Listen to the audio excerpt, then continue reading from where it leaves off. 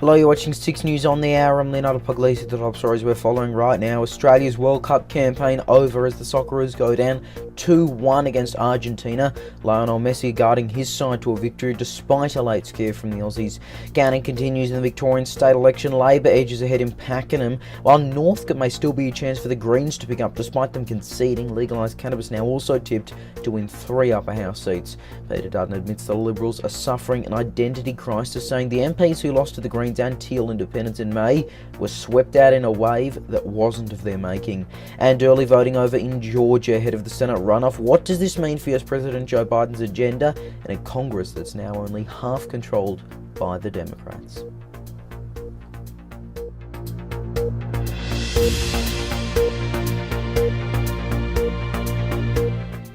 Good evening. Australia's World Cup campaign is officially over, with the Socceroos going down 2-1 against Argentina in Qatar. Argentinian superstar Lionel Messi kicked a goal in the 35th minute, with another score coming not too far after. There was a late scare from the Aussies, however, but that wasn't enough in what is their most successful World Cup campaign to date. Reporter Austin Pollock has more. A disappointing result for a remarkable World Cup series for the Socceroos. For the first time since 2006, the team making it to the knockout stage of the tournament. In a breathtaking performance by Graham Arnold's men, the Socceroos played strong against Argentina through most of the match. Fans from across the country flocked to designated viewing areas across capital cities. Federation Square at full capacity by 5 a.m. Shortly later, Amy Park was half full. Brisbane's King George Square, packed at 4:30 a.m. One Argentinian supporter was, however, taken to hospital with a minor head injury after being hit with a milk carton. In Sydney's Darling Harbour, people began arriving fast in the early hours of this morning, with reports some people were hanging off from staircases just to get a view, while police started turning supporters away as the site became full. The Socceroos started the game on a good note before Lionel Messi crashed the party in the 35th minute, and then another goal by Argentina after a crucial mistake from captain Matt Ryan. Argentina will now face the Netherlands in the quarterfinals. So a history-making World Cup for the Socceroos, and plenty of support from here in Australia for the team. The New South Wales Energy Minister and Deputy Liberal Leader has told Sky News that coal prices need to be capped by the Albanese government soon, or else users won't have the benefits reach them for another year. Matt Keane is speaking ahead of a national cabinet meeting that is looking to bring power prices down for Aussies, saying that this is a national problem that requires a national solution. You can't have every state and territory going off and doing their own thing. The meeting will be held on Wednesday. Counting right now continues in the Victorian state election after the Andrews Labor government won a third term in office. Several seats are now down to the wire, with one at one point tied 50-50, while several upper house seats look like they could be picked up by minor parties from across the political spectrum. Reporter Lincoln Holmes has the latest. Just over a week since Labor was returned to power, counting continues still in a number of seats in the Victorian state election. Labor is still ahead in the seats of Bass, while Preston remains close in a race mainly against the Greens and an independent. In Pakenham, the results are about as close as you can get. At some point, Labor and the Liberals were both on the exact same number of votes, on a two-party preferred basis. Right now, it looks like the ALP is ahead with just a handful of votes. Northcote was conceded by the Greens, but early this morning it moved back into the in doubt column by the ABC. In the upper house, Labor and the Coalition look like they'll only have minor changes when compared to their 2018 result. The Democratic Labor Party could defeat Reason in Northern Metro, while one Liberal Democrat MP, David Limbrick, may retain his seat. The Animal Justice Party and One Nation are both looking like they'll claim a seat in Northern Victoria. Other minor parties that had big hopes, including the Freedom Party, United Australia Party, and Victorian Socialists, don't appear to be able to win any seats based off the current figures. A progressive upper house may benefit the Labor government, with a majority already locked in the lower house. Lincoln Holmes, 6 News.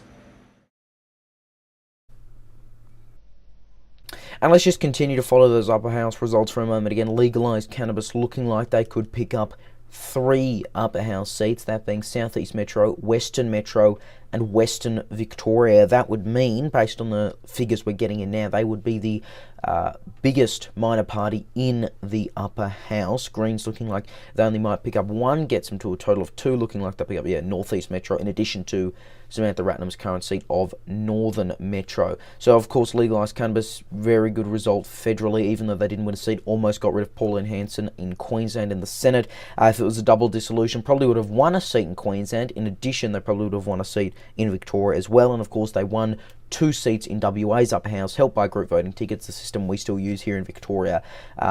So definitely could be some good results for them, but we'll keep you posted. Again, counting looking like it would take more than a week to properly finalise in the upper house. And 6 News also spoke to Dr. Tim Reid, Greens MP for Brunswick. He was recently re-elected, about how the Greens went at this election and why they might not have been able to pick up some of the seats people thought they might have picked up, like Northcote, which at this stage was moved again, as we stress, to the in doubt section by the ABC. We're continuing to follow that, but here's a little of what Dr. Reid told 6 News.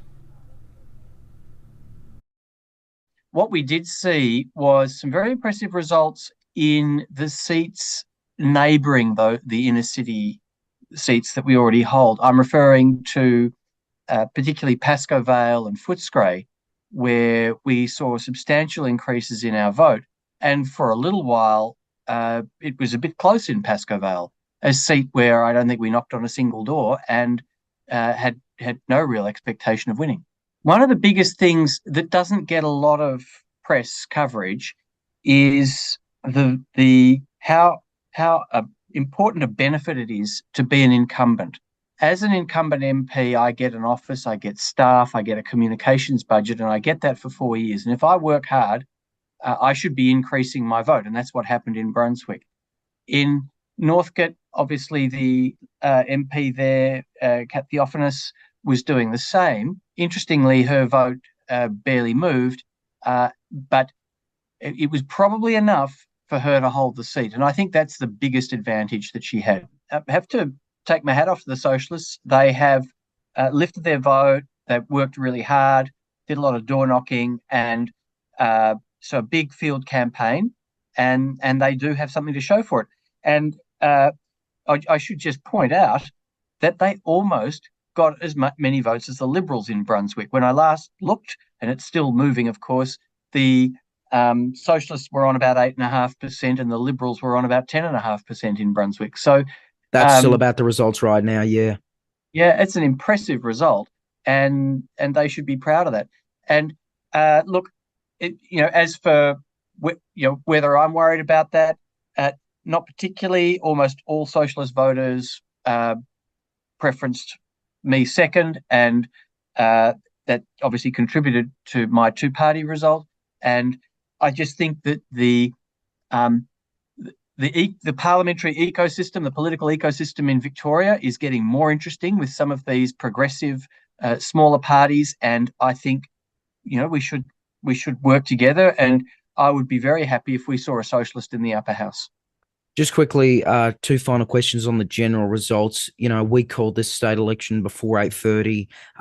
It was, for a Labor majority. After all those predictions of a Labor minority, and I think hopes of a minority government from your party, why do you think that was, that Victorians have just overwhelmingly, gone back to the government? And there are plenty of reasons you can argue for that, but surely the expectations was not like that. It was just so fast, and they're picking up seats, Labor. They're actually picking up quite a few seats, to the point where the Liberals might have a net gain of, nothing.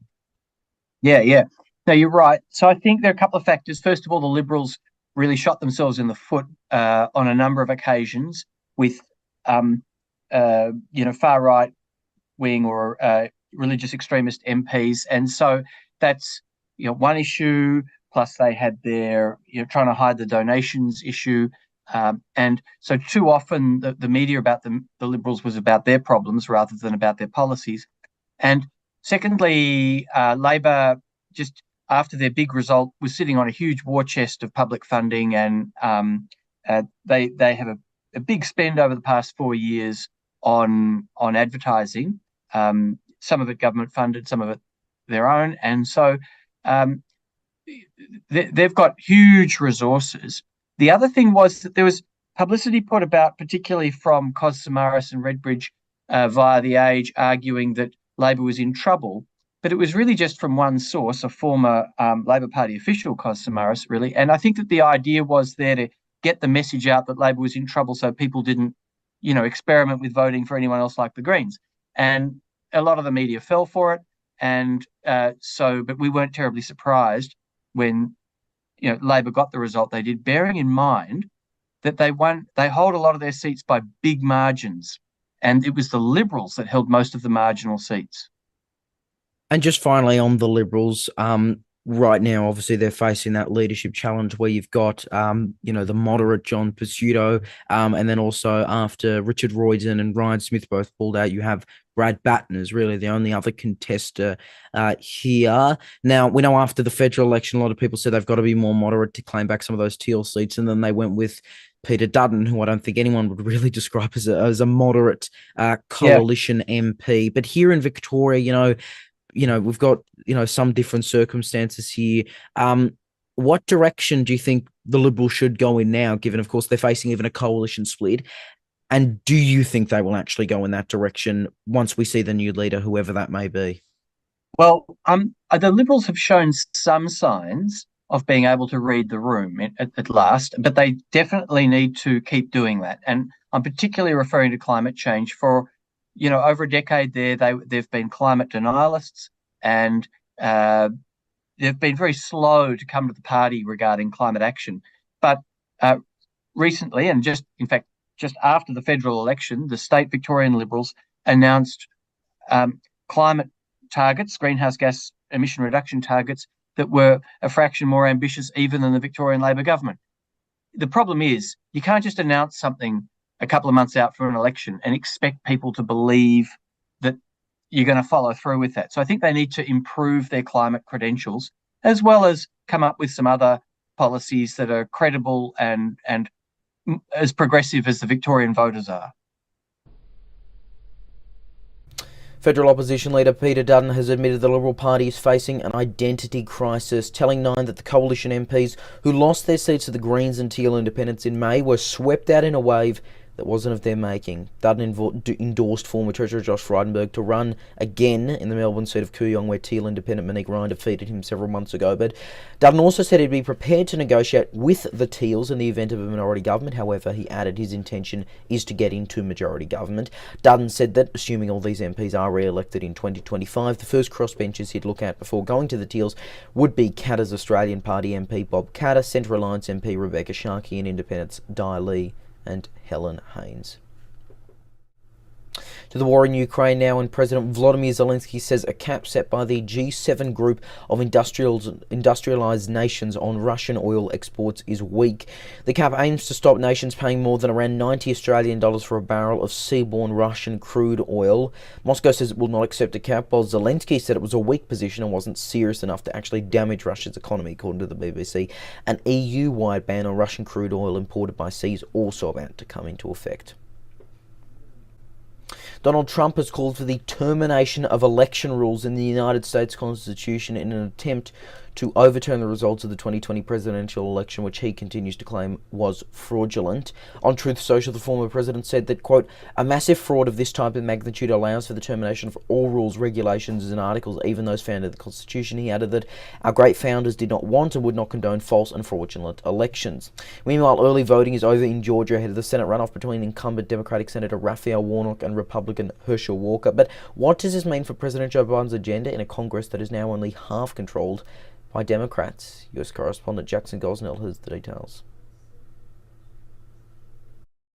Good evening. Tonight, U.S. Senate candidates Herschel Walker and incumbent Raphael Warnock are bringing out all the shots ahead of the big election on Tuesday. Early voting broke records just yesterday, the most early voting in the history of Georgia's early voting system. This is all because of this highly contested U.S. Senate seat. Now, the Senate is going to be controlled by Democrats, but will they increase their lead, or will it be drawn back a little bit if Herschel Walker pulls through? Now, amid a series of scandals brought on by former girlfriends, Herschel Walker continues to campaign and take shots at Raphael Warnock, who is the incumbent senator. Warnock had Obama in the town, kind of campaigning for him, really calling for people to cast their ballot in his favor. So Walker is bringing out the big names as well, like Governor Brian Kemp, who won re-election in Georgia as well. So a lot to talk about with this race. It will be very interesting to see how it goes. There are other Republicans, though, who are criticizing Walker as possibly one of the worst Republican candidates to have ever been selected. He comes with all of these scandals and extra baggage, and a lot of Republicans don't like that. Meanwhile, some Republicans love it. They're planning on voting for him. I was watching an interview recently where a man said he voted for him simply because he was a lifelong Republican. It's highly expected that a lot of people will do that. Meanwhile, on the Democratic side, many people love Raphael Warnock. His support base is pretty good. There are numerous people who want him to win re-election, as you might expect, and voters are turning out for sure. People are waiting in hours-long lines for early voting, of course, with the big round of voting coming on Tuesday. That is when votes will begin to be counted, hopefully soon thereafter. We will find out, will Republicans get a slight increase there in the U.S. Senate and be equal with Democrats, although they have a tiebreaker with the vice president, or will Democrats strengthen their current lead in the U.S. Senate? All that is to be seen. I'll keep you posted on what happens. From here in the U.S., I'm Jackson Gosnell. Back to you. Well, of course, it is summer, as we all should know by now. Spin Check Live will be taking a break over summer. Next Thursday will be the final episode of the year. You can catch that from 8 p.m. Australian Eastern Daylight Time live on 6 News and, of course, on demand. However, we'll have special editions of Spin Check with Spin Check Summer covering niche political history, parties, things like that. That'll be all summer long. And then, of course, Spin Check Live will return ahead of course, that March 2023 was it? Yeah, the New South Wales election. The New South Wales election, we'll, of course, cover that for you. So that's just a quick programming note, but don't worry, of course, that 24/7 fantastic coverage you always see on 6 News will not stop over summer. That is always going to be there, so you don't have to worry about that. Now to tomorrow's weather forecast right across the country, and we've got pretty warm weather across almost all of the nation. Brisbane, partly cloudy, getting to a top of 28, 27 in Sydney. Similar conditions, or exactly the same actually in Canberra, although it starts the day at 11 there. Clouds in Melbourne on top of 17, 14 in rain down in Hobart, 22 warm in Adelaide, 39 in Alice Springs. What I say like that? Alice Springs. Sunny and 28 in Perth and in Darwin. Pretty much the usual there, a warm top of 33. A reminder of the top stories we're following on 6 News this hour. And Australia's World Cup campaign is officially over, with the Socceroos going down 2-1 against Argentina in Qatar. There was a late scare from the Aussies, but they did manage to get up in what is their most successful campaign on the world stage to date. And counting right now continues in the Victorian state election after the Andrews Labor government won a third term in office. Several seats are now down to the wire, while the upper house is set to be filled with minor parties from right across the political spectrum, including up to 3 MPs from the Legalise Cannabis Party. And that is 6 News for this hour. There is more news 24/7 on our website, 6newsau.com, and on social media, Facebook, Twitter, Instagram, TikTok, and Lit. Just search 6NewsAU to find us. I'm Leonardo Puglisi. Thanks for your company. Good night.